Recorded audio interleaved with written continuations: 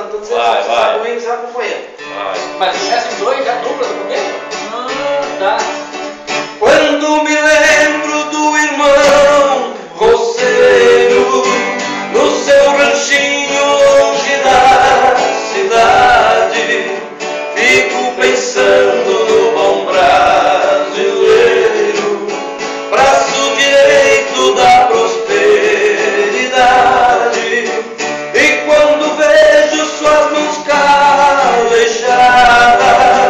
no seu semblante um olhar cansado, irmão roceiro, muito te admiro, porque da pátria és um grande soldado.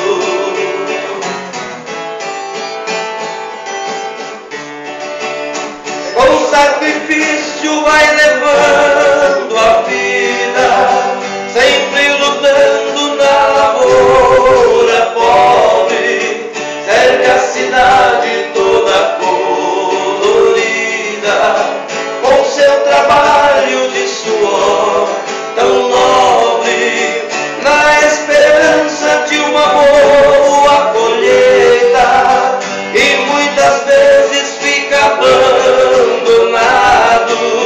Irmão roceiro, muito te admiro, porque da pátria és um grande soldado.